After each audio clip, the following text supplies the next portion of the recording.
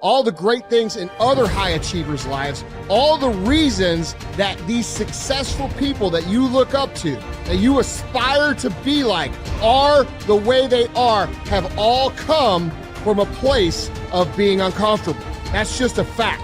Single biggest reason why people have bad days is because they start them off by looking around at everybody else and seeing what they're doing instead of having the focus and the discipline to actually start your day off with you in control. Because everywhere I look and everywhere I see in today's society, everybody's doing everything they can to be more comfortable. They're looking for the more convenience. They're looking for the quicker. They're looking for the faster. Don't ask for security, ask for adventure. And see, it's not important how long you live. What's important is how you live. You know, I think people are always looking for some sort of, remedy or some shortcut that's going to make them be able to do things that are hard easier. But no, they're hard things for a reason. So they're going to be hard. If they were easy, everyone would do them. We go through life trying to seek security and not coming outside of our comfort zone, and we take most of our stuff with us to the grave. Ask yourself, what's blocking you? What's preventing you from acting? Why don't you have the courage to handle that? Why won't you face that? What are you running away from? What kind of avoidance behavior are you engaged in? Next is, what is the worst thing that can happen when you take action?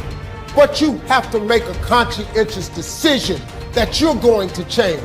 And it's not dependent on anybody else. Self-discipline begins with the mastery of your thoughts. If you don't control what you think, you can't control what you do.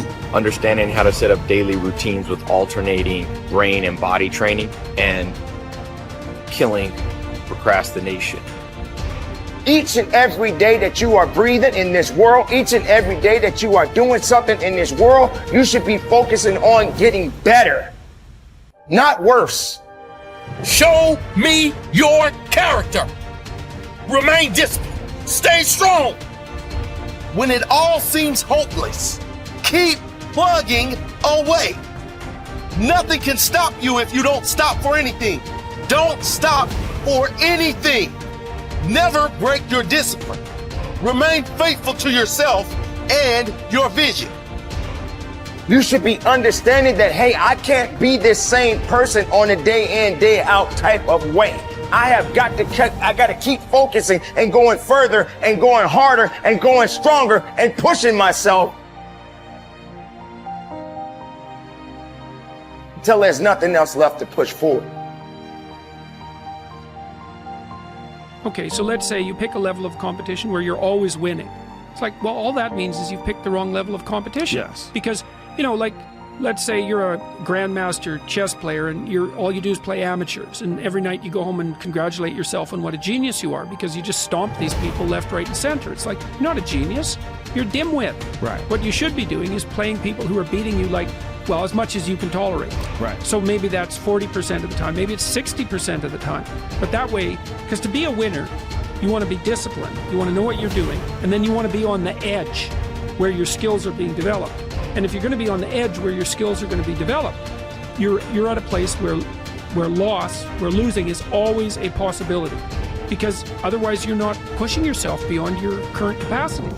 And so one of the things that I've outlined in 12 Rules for Life is a theory of meaning. Because meaning, as far as I'm concerned, the sense of meaningful engagement is the antidote to malevolence and suffering, essentially. Because you want to have a life that's so engaging that you think, despite the fact that I'm limited and that we're mortal and that life is tragedy and there's evil in the world, despite all that, this is worth doing. And I think that there's a technical meaning that genuinely exists, and that's the meaning that you get when you're in a domain where you have some discipline and some skill. So you're laying out your competence and your ability, but you're simultaneously pushing yourself to develop past where you are. That's really engrossing. What that is doing is expanding your competence. And so life is suffering and betrayal in many senses of the word. But you can adopt a way of traversing through life that is more powerful than the tragedy and the malevolence. It is hard to have the success you want. It's hard to have a jet and freedom and extra houses. And it takes hard work and it takes time. And there's no shortcut. I don't care what anybody thinks. There's no shortcut. Maybe you could have bought Dogecoin and you got lucky. That is the rarest thing in the history of the world. Ed and I would bet we agree. I don't even know. Neither one of us probably invested in crypto when all of our friends said to, because we didn't know it, we didn't feel it, and we missed it. So I'm so blessed if you did for you. But that's not where true wealth is made. You have to work 50% harder than you think you do. You have to get kicked in the teeth more than you think. You have to get questioned by your friends and family and look like the dreamer twice as much as you think. The people you thought were going to support you aren't. Some people are going to talk behind your back. Some friends are going to leave you. And guess what? It's worth every freaking penny. It's worth every moment, every disappointment. There was a gentleman named David Kekich. I met him. He was paralyzed from the neck down. And not always paralyzed. I think it was a jogging car accident. And he had these Kekich credos. It was like a business card that folded out. And one of his Kekich credos, to make him positive, most positive guy you ever met, couldn't move anything below his neck, one of them was, living the hard way is easy, and living the easy way is hard. So before I answer this about multiple streams of income, I think it's really important I tell you this. Living the hard way makes it easy. I could blame a lot of people. And that's the book I was reading. And I put it off on everybody else. It wasn't until I said, you know what, for me to fix this, I gotta read what the f is wrong with David Goggins. Not blame anybody. Read my book and say, okay, I'm afraid of my shadow. How can I overcome that? Go in the military, get your ass kicked, do things you hate to do, be uncomfortable every day of your life. Roger that. I'm not the smartest kid in the world. Okay.